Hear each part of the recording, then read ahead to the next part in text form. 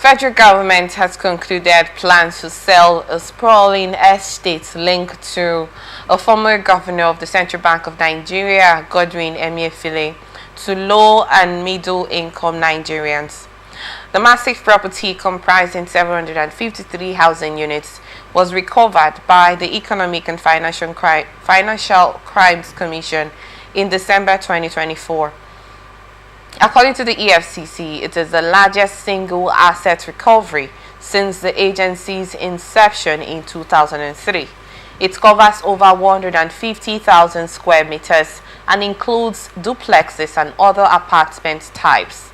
The estate was recovered following a final forfeiture order on December 2, 2024 by Justice Jude Onwebweze of the Federal Capital Territory High Court in Abuja. In April 2025, Emefiele approached an FCT High Court in a bid to reclaim the estate, which had already been forfeited to the government. He accused the EFCC of deliberately concealing the forfeiture proceedings from him, despite frequent interactions with the agency regarding other pending charges. The EFCC chairman, Ola Olukoyede, on Tuesday, May 20, 2025, officially handed over the 753 housing units to the Minister of Housing and Urban Development, Ahmed Dangiwa, on the mode of selling. He said the ministry's portal would be used, promising that the payment options would be flexible. Please, let's get your thoughts on what you make of this decision by the federal government of selling out Emefiele's confiscated assets to low, middle earners, Nigerians, like they stated. Ordinarily, one would say it's a welcome development. Welcome not just the selling, but there have been a recovery of a looted asset.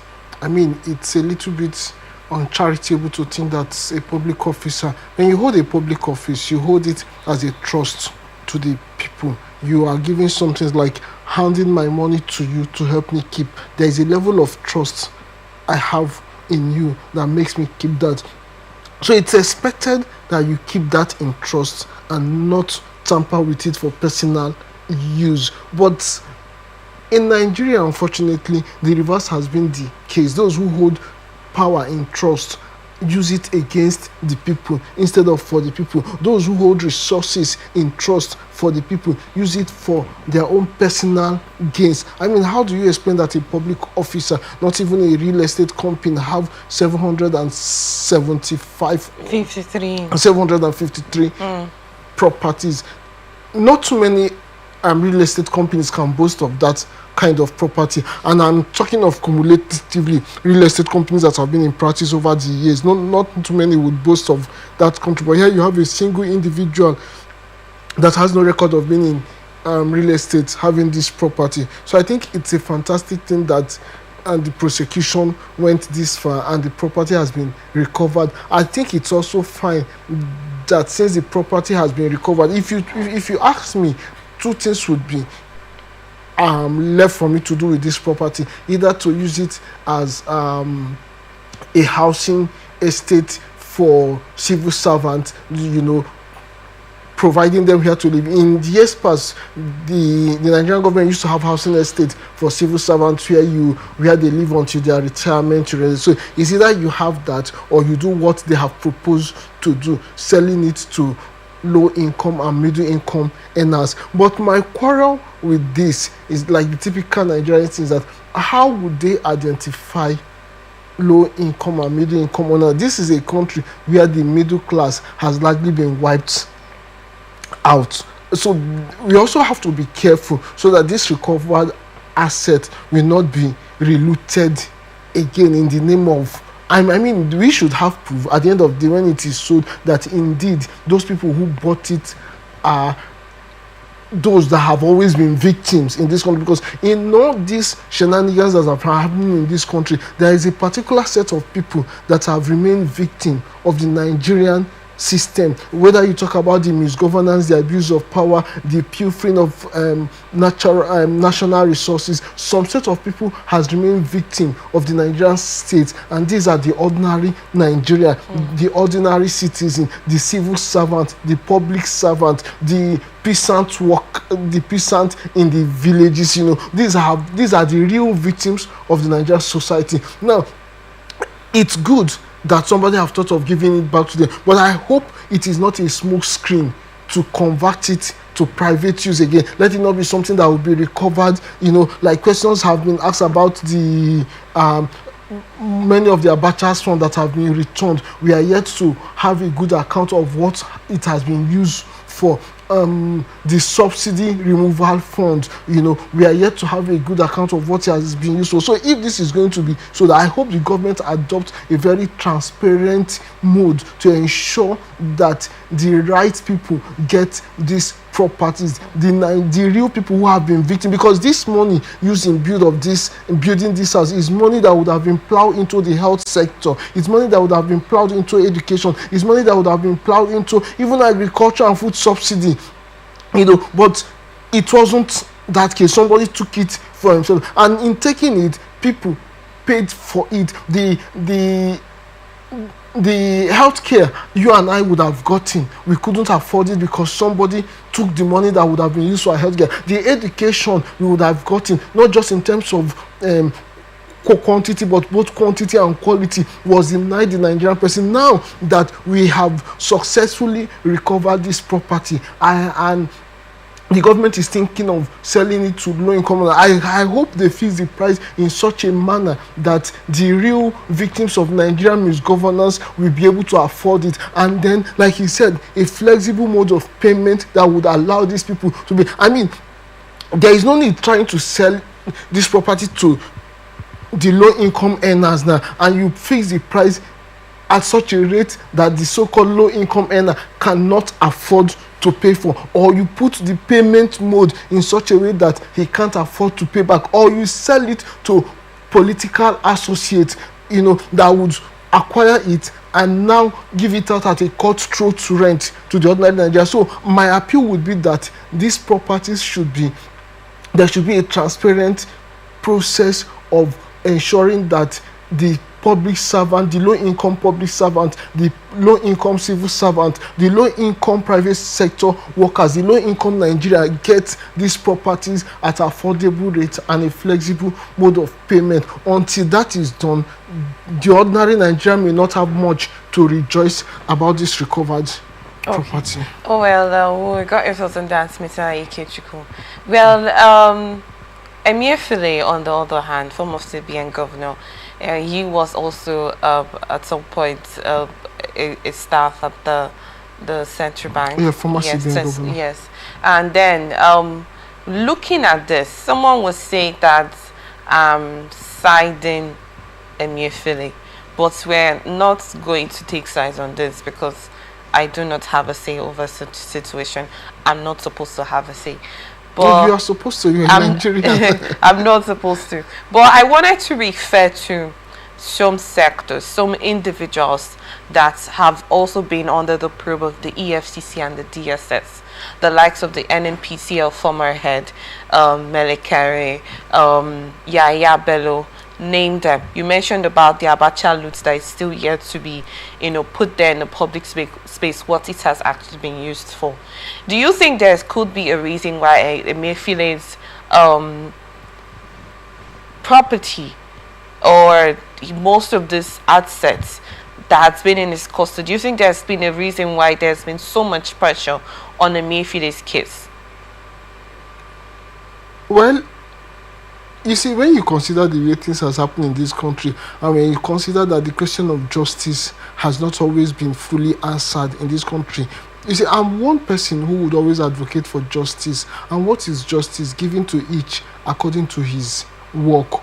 Equal punishment for equal crime. Equal reward for equal work.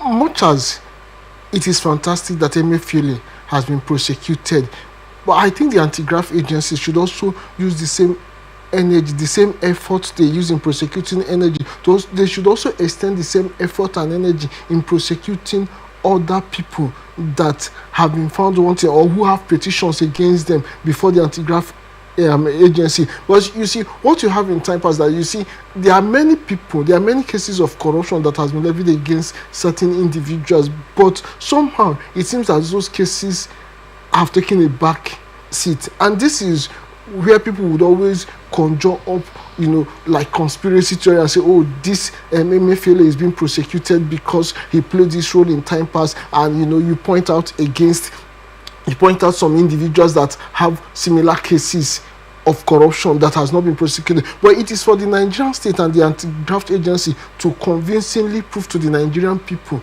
that they are an unbiased agency. And how do they do that? By putting in the same effort they have used in the Emefiele case, in some other cases, whether they be ex-governors, like you cited the Ayabelo, whether they be ex-governors, whether they be, some of them are even in the corridors of power now, and it's as if nothing is being done against them. Unfortunately, in recent time, the EFCC has been focusing much of her energy in going against those involved in spraying money at events.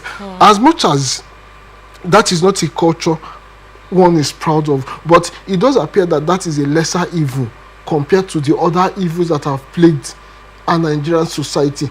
I mean, some of those guys who spray money at parties, some of them, not all of them, that is their own money they earn in maybe an honest way. So if not that the money being spread is our national currency, which is a national symbol, I wouldn't be the one to advocate for you how you spend your money. For all I care, you can take all the money you earn over a period of time, whether it be 1 month or 1 year, take it to a party and spray. That's your business. But you see, there are greater evils like that of the case of Emefiele and others who have directly pilfered into our national resources, which is what the Nigerian person is looking into to recover those goods, because it is the recovery of such monies and the efficient use of it that would affect the life of the ordinary Nigeria. You see, what you do with your personal earning may not affect me so much as compared to what a government official, like I said before, who held the position in trust, what he does with the public resources given to him to hold. So I think the onus is on the anti-graft agency to prove convincingly to the Nigerian people that they are not a biased institution when it comes to fighting of corruption. They have to prove to us that their primary interest is recovering of public assets, no matter whose us is God. It shouldn't be a case of you fight those maybe who has fallen out with a particular government, like it's been alluded in some quarters here. However, even if that is the case, the primary focus here is that did he really acquire those wealth illegally? If he acquired it illegally, I am glad that they have been recovered from him, while at the same time calling on the anti-graft agencies to be an unbiased, professional anti-corruption agency who would go against corrupt practices, irrespective of how highly placed or how close to the corridors of power the perpetrators are. Okay. Well, I also wanted to talk about the unbiased situation. Do you think that, and then you talked about the spraying of the naira and all of that, and then before now, Nigerians have not really had that so much trust in these anti-graft agencies because of how they've been handling situations. Some analysts that come would make statements of why can't they chase after the main thing instead of going after internet fraudsters, in quotes. Nobody's saying that internet fraudsters are not supposed to be chased, but like you stated, why not chase the bigger fish, the bigger evil, instead of going after the lesser one that can actually come in later? Do you think they've been biased in this situation of fighting corruption and whatnot? If you look at it critically, there may be something that look like an element of bias, but I think at times also maybe it may be something beyond their power, since unfortunately for us, these anti-graft agencies and those that lead them are get into power as a result of political appointment. Okay. So there is a limit to what they can do against their the persons though that appointed even them. though the person they're supposed to probe is actually guilty Absolutely, or has something absolutely. to be Yes, questioned. most of the times they hold office at the pleasure of a political office holder. Okay. So if maybe this is why, if they perceive that a particular person is close to the oga at the top, using the now popular Nigerian language, they must soft pedal as a way of protecting their. But you see, that shouldn't be the case. We should have a system where even if you are appointed by a particular person, the moment you assume office, that office and the person holding that office assume a life of its own. Though I have been appointed by you, but the moment I get that office, I discharge the responsibilities of that office without recourse to what you feel, but rather in recourse to what the law says. Because you are holding this office, like I said, in trust. Even though appointed by a particular person, you are appointed to that office in trust to serve the Nigerian people, and you took an oath of office. The oath, your allegiance was not just to that individual, but to the government and the people of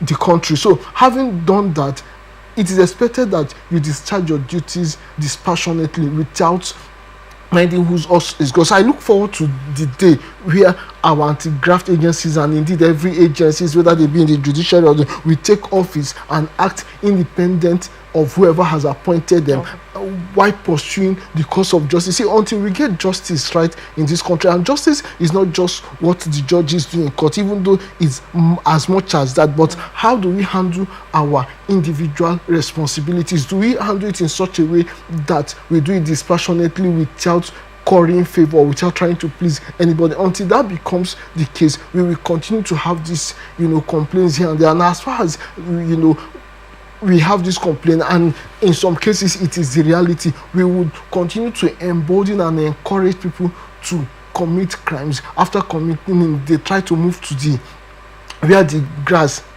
seems greener, because they perceive they would have protection. Unfortunately, we have seen even some political office holders say to some party men, say, if you move to this party, your sins are forgiven, which ought not to be so. Okay, well, we've got your thoughts on that. You made a statement that at the beginning you said this is actually a commendable one, but that aside, it's not just something that this asset should be targeted for a particular group of people. It should be something that cuts across the low income and middle income earners, like Nigerians, yes, who are the ones that victims of the society. Yes, we'll look forward to that and see if this can actually fall into place. Although they have said it's going to be a flexible mode of payment on that aspect. But I quickly wanted to ask, this decision by the federal government to sell out Emefiele's confiscated asset to this set of class of people, some Nigerians have been like, the government have not been on our side, certain things that have been happening, Nigerians are crying and all of that. Do we see this as, okay, to call that, okay, the government is trying to show that, yes, we're fighting corruption, and when we fight to get that justice, we give it to the people that really need it more? Well, maybe yes, but it shouldn't be a one-off thing. It shouldn't be just an Emefiele thing. It should be so. I agreed. Not all recovered assets will be put up for sales. I mean, assets recovered in terms of cash recovery may not be put out. But the way you can redistribute these resources, if they are not in terms of housing that you have to put out for sale, is putting it back into the treasury, making it be felt, yes, in most of the sectors. For example, I talked about, most of these monies, when you take them out, you deny some critical sectors resources. You deny, things like healthcare. Our healthcare sector is in shambles. Our education, you just have to go to some of our schools, even our universities, there is a lack of resources. What is happening to the Japa syndrome? All these things are happening because resources are not there. But if some of these resources are gotten back and redistributed, maybe some of these persons who live, if they have a better working condition, would stay back. So when some of these resources are recovered. Not some, all of these resources, they should be put back into the system. A case where you recover it only for the monies to go missing again is not encouraging. So when you recover, put it back into the system. If it is the one that is in asset, like the housing, maybe, and even the housing, after selling it, what do you do with the money? It's expected that the money, the proceeds from these sales should also be plowed back into infrastructural development, into power sector. We have a very challenging situation with electricity. Money should be put in back there. We have issues with our education. Just every sector of this country is crying out for more resources. So these resources can do us a whole lot of good if plowed back into the system. Okay.